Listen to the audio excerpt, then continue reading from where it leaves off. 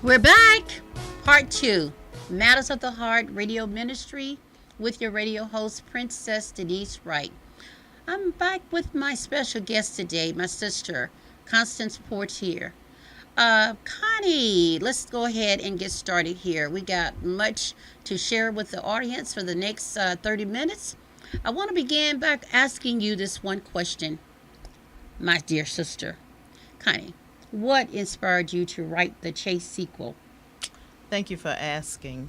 As a teacher of almost 42 years, I've seen a lot of children come to that front door of kindergarten. Some are well prepared for kindergarten, and some are years ahead, some are years behind.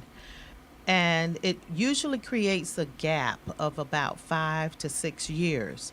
And I wanted parents to understand that taking time very early in their children's life to read to them becomes a very important part of how they look at reading when it is modeled in the home and is expected, and learning is expected in the home.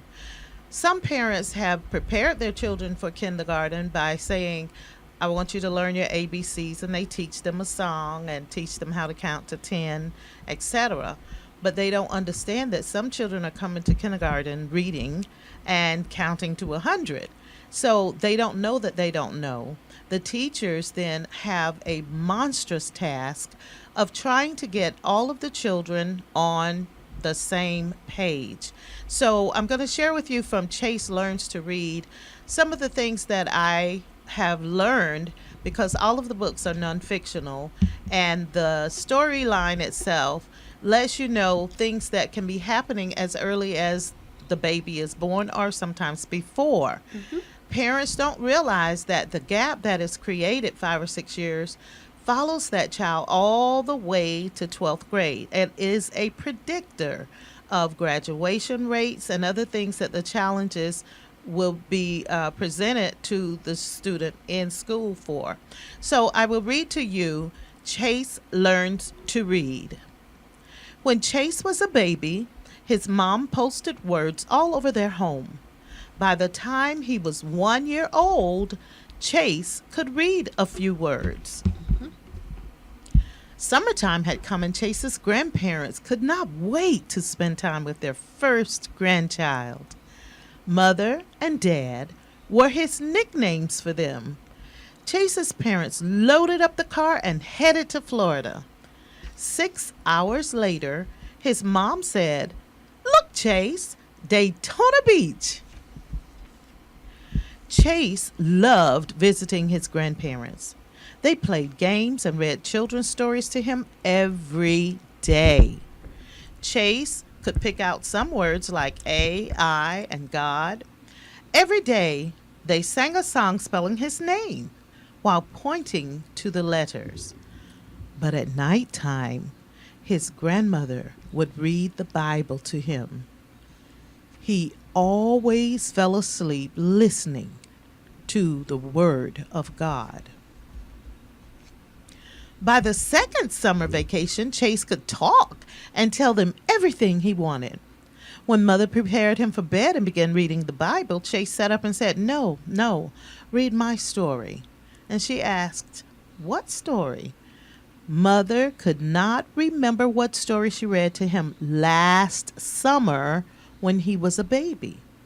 As she tried different stories, Chase said, "No, no, read my story."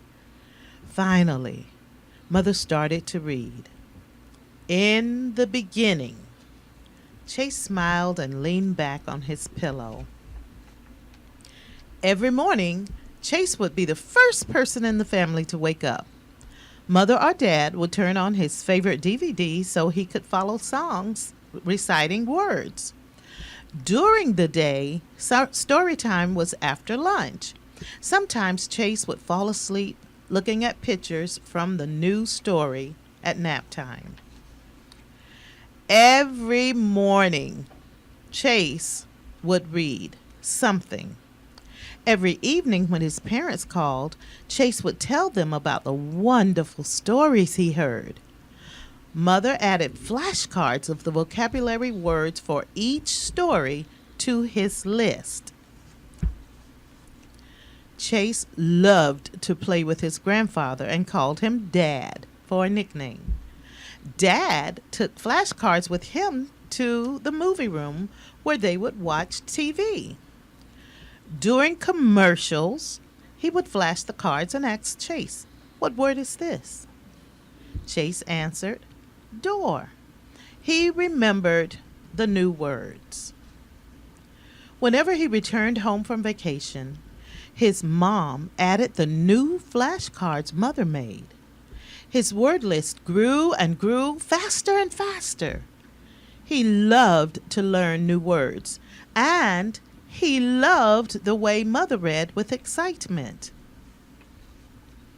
One day at nursery school, all of the children sat on the mat as a volunteer read a story to his class.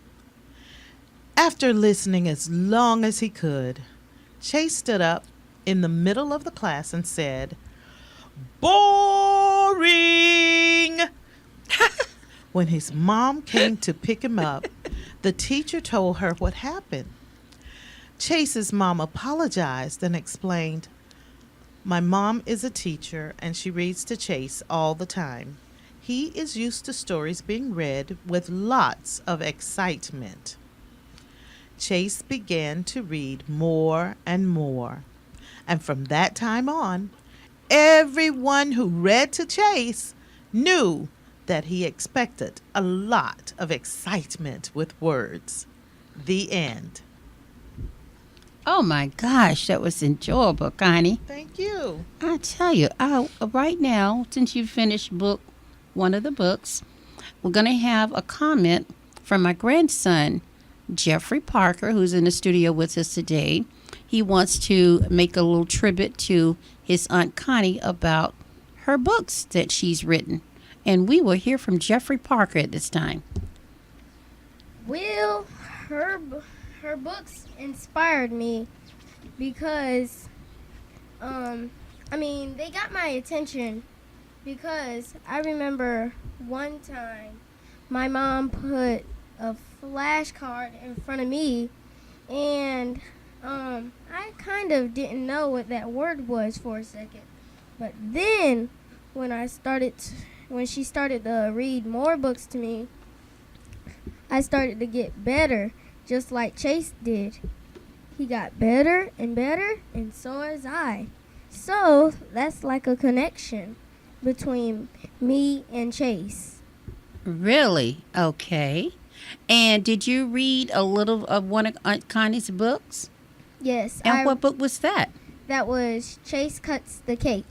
And what did you get from that story about Chase cutting the cake? I got to the point where he was very happy that he wanted someone to play with, and so he asked his mommy if he could get another person to play with that will always be by his side.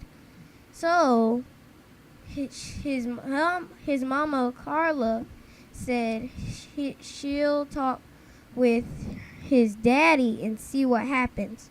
So one day Chase's wish came true, and so he had to go back to his grandma's house, Auntie Connie. So then he found a cake on the counter, and he cut the.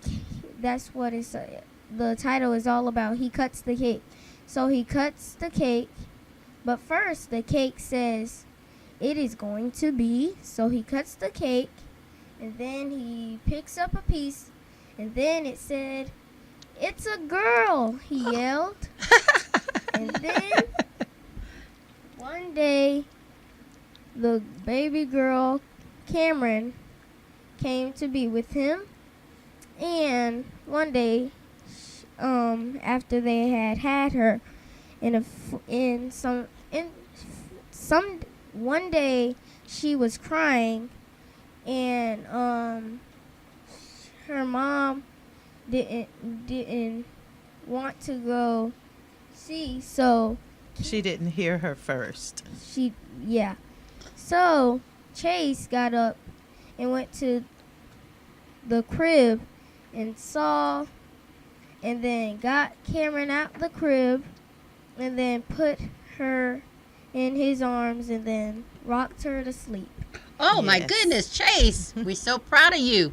My little great nephew, Chase Huger. And yeah, the moral of that book is sometimes children can determine what they want, but that is not always what they receive. He wished for a brother, and the cake was pink inside. So when he got the cake, he really, really was disappointed until she came and she locked eyes with him and he with her. And the night that he picked her up, he realized that it was she who needed a brother. And I'd like to point out here that my books are really wonderfully illustrated. They are illustrated by Garrett Myers, and he lives in Georgia.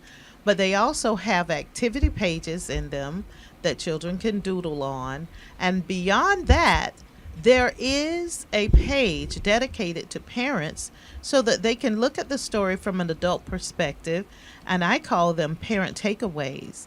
And one of the first things in this book is children start the reading process from day one because of the sounds they hear. These sounds will eventually turn into words. So the first day that that child comes home, they are taking in those sounds. Eventually they will understand and be able to recite them, but the sounds really, really mean something. So the environment that children are born into is very, very important. What they hear, what they see, and what they experience. I'd like to share another story called Chase Goes to Kindergarten, because we were talking about the impact of children being prepared for kindergarten.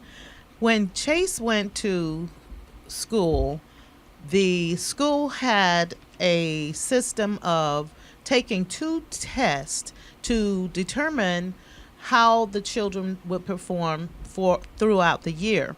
And at the end of the year, they would repeat those same 2 tests to determine their academic gains. Chase passed 2 tests, the math and the reading, with 100 points. There were 6 classes of kindergartners. Great. Chase was the only child out of 6 classes to achieve that mountain of development because of the background that he had in reading. Yes. So he Huh? passed Isn't both that tests amazing? at the beginning. Good. Wonderful. And Very then within the first week of school, the teachers noticed in the first week of school how different he was from some of the other students. This is because of the foundation laying and how parents, grandparents, extra family members are part of the village that impacts that child. So I will now read for you Chase Goes to Kindergarten. Years flew by, and Chase was ready for kindergarten at Dr. Charles Drew Elementary. His mom told him who Dr. Drew was and what a great role model he was for his people. Chase was so proud. He wanted to be just like him. Chase loved going to school. He enjoyed riding on the school bus with his buddies. He would read lots of signs along the way. When he reached home, his mom searched his book bag daily. Every Monday, she looked for his new spelling list. Before he arrived home, Chase already knew words on his list. He FaceTimed his grandparents to spell for them. Their nicknames were Mother and Dad. School was going great. Chase's mom took cupcakes to school and volunteered on occasions. His teacher invited her to help other children learn to read and spell the same way she taught Chase. Chase loved being in charge of things, especially when helping his parents. At home, his daddy let him help build and fix things. He gave Chase the instructions to read for him. Whenever his mom had a new recipe, Chase read the instructions to her. Chase even learned new words from playing his own electronic games. When his mom took him shopping for school supplies, he was able to read the checklist to her as she put the items in the basket. I know all of these words on my list, said Chase. As he sounded out the new words from other items on the shelves, he realized that he knew them too. During the first week of school, Chase learned that he had story time, the same time every day, just like at his grandmother's house when he visited. He looked forward to hearing more new stories. In class, his teacher showed the words on a giant chart as Miss Parker, her assistant, pointed. Each student had a copy of the story. As Mrs. Green read to them, all of the children watched the words on the giant chart. That is, all except Chase. He was looking down at the story. Miss Parker, who was assisting Mrs. Green, said, I think Chase is reading. Mrs. Green said, switch sides with me so I can see him better. Mrs. Green watched Chase as she read to the class, then whispered to Mrs. Parker, I think you're right. She stopped reading the story and asked Chase, can you read? Chase replied, yes, ma'am. She said, come up here and read the story to the class. And from that day on, Chase read many stories to the class. Some teachers borrowed Chase to read to their 4th and 5th grade classes. And how old was Chase? 5. 5? Yes, Oh, it my was goodness. determined from the test that he was reading on a 6th grade level in kindergarten. Oh, my goodness. He read a lot about President Barack Obama. During his class elections that fall, Chase represented President Obama. He rehearsed and memorized all of the words in his speech, and he won the most votes. President Obama also won his 2nd election. He was the first African American president, and he was elected to serve 2 terms. Wow. Kindergarten was so much fun. The end. Oh, my goodness, Connie. I did not know that about my great nephew. That's nice. And see, even listen at his cousin over here. First cousin. And that's why we need to get the message out to parents now, especially parents who have children in nursery school, that you cannot do too much to help your child. And learning can be so much fun that it becomes natural to them. You don't have to wait to go to school to start learning. And parents, there are so many avenues through which you can help your child or grandchild or children that you're in charge of, because we have telephones, cell phones, television, videos, and a lot of games that are made by different manufacturers to teach phonics, etc.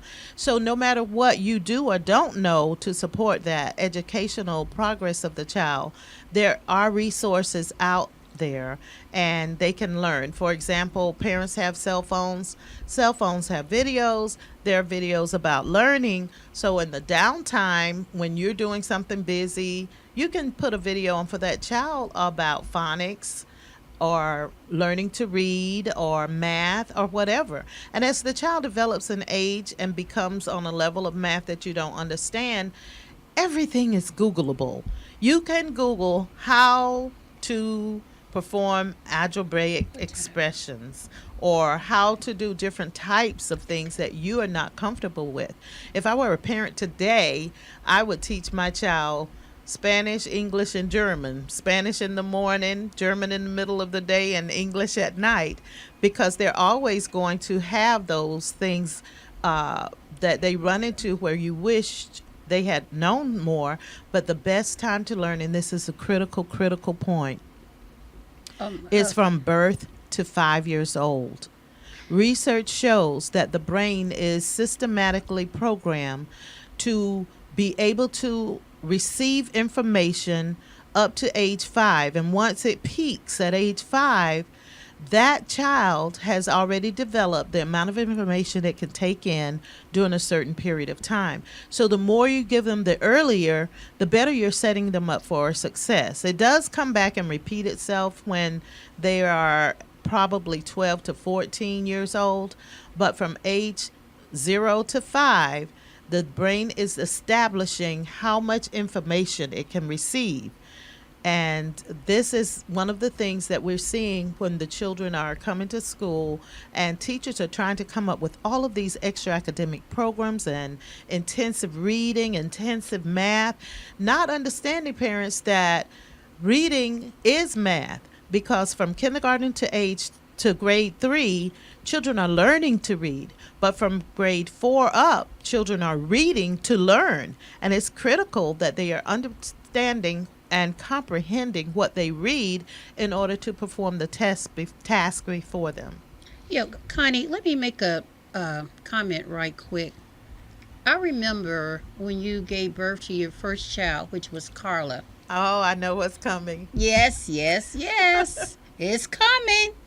And I remember Carla could have been at least 6 months old. 6 years. No, no, Oh. no.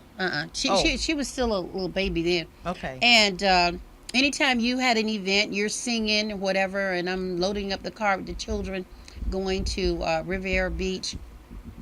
When I got to your house, sometimes seemed like we barely had anywhere to sit, because on the sofa, Connie got a word label sofa.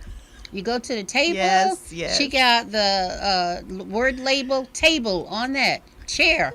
You go to the bathroom, bathtub, this and this. Now, the baby was 6 months old. Okay, Connie have the whole house labeled with labels all around the house, because she was teaching the baby at 6 months old these words. Now, what really resonates with me is that by the time Carla got about 2 years old, my sister had to go to New York one year. Her dad was sick, and she asked me to keep the baby. And I always kid Connie about this. She brought the baby and a suitcase full of books. I don't remember hardly any clothes in the suitcase. I always say that. It might have been some clothes in there for the baby, but I know the whole suitcase was full of books. And Connie was telling me to read to the baby, I don't know how many hours a day or whatever. And all my children are much older than her child. My children at that time were teenagers. And and Connie got a whole suitcase full of books telling me to read to this baby all day long. And what got me really one time, I think Carla should have been about 2, and Connie brought her for another trip while she was going out of town, and we're looking at TV, and all of a sudden my little niece Carla looked at the TV and pointed, it's like, look at that man playing a ukulele. And I was saying, I ain't even heard that word in about 20 years. She was looking at it. He might have had a guitar playing, but she knew all the instruments. Why? Because she had a mom who's a music teacher and has taught her all about all the instruments and what they are, what their names are. And here she is at 2 years old. She just blew our minds. We're like, ukulele? I haven't even heard. It was amazing. So that's how long my sister has been in this teaching business. She takes it seriously. She's the best of the best the world has to offer, and we're very proud of her. And so that goes to show you, at 6 months old, when you start teaching your children words, pronounce it, they're listening. Because just like this book I read one time by Stad Helfstetter, it's called What to Say When You Talk to Yourself. And one important comment and posting in that book that I love is, the brain believes what you tell it the most. That's what it's going to create. So if you're telling yourself all the time, I'm lazy, guess what you're going to be? Lazy. I'm stupid. I'll never amount to anything. I'm ugly. Nobody likes me. and all kind of stuff that you're saying to yourself, your brain start believing it because that's all it hears from you. You've programmed your brain to believe you're lazy, you're stupid, you'll never amount to anything. But if you're telling yourself, I'm beautiful, I'm smart, I'm very intelligent, I truly love God and God loves me, I'm highly favored. You have to Yes. empower yourself with those words to believe in yourself, and anything is possible at that point, what you're telling yourself. Now, Connie, before we run out of time, we have a few more minutes. What I want you to do at this time is please tell our radio audience how they can order any of your books or get in contact with you. Website, email, phone number, anything, your Facebook, Twitter, Okay, anything. thank you. I do have a website, constancepoitierbooks.com. We are doing some changes on it, so I'm recommending that if you'd like to contact me, you may email me at constancepoitier@gmail.com or call 386 212 5507. 386-212-5507. And I have to tell you that that learning process is contagious. My daughter has children now, and words are all over her house too. Now, Connie, if you would again, for the people who did not have a pen at hand, we need you to give your contact information again. I always say that Okay. because for those who got looking for a piece of paper and a pen. Okay, thank you. You can email me at Constance Poitier, Please. Constance Poitier at gmail.com, or call 386 212 5507. Now, I need you to do one other thing. A lot of people are not good spellers. You got to spell your last name. Oh, thank you. It's Poitier or Poitier. It's spelled P as in Paul, O-I-T as in Tom, I-E-R. Thank you. Yeah, Constance Poitier. You would say Portier. It's pronounced different ways. Okay. It's still spelled the same, but different people pronounce it. Well, if you all can remember, like the great renowned actor Sidney Poitier. Poitier. I was going to say Sidney. What is it? Poitier. Yeah, Poitier. That is their cousin. All right. Oh, okay. Yes, they are related to Sidney Poitier. So Constance Poitier at gmail.com. And phone number is 727. I'm sorry, 386 212 5507. Okay. Now, Connie, you read 2 books. Just tell them the titles of the other 3 The other books. titles are Chase Plans a Party, Chase Graduates, and I think we read, Jeffrey told you about Chase Cuts the Cake. Okay, we've covered. That's 5 books now, and you will. That your children will be blessed to have these books. They are so beautifully illustrated. Jeffrey, I got this. And I only request that if you do get a book and read it, please write a review. You can go online to my website, constancepoitierbooks.com, and write a review. Okay. In closing, we have about 1 minute. Jeffrey, what would you like for the audience to know about our interview today with Aunt Connie? Anything that you want to encourage the audience to do, or anything you like to close by letting the audience know?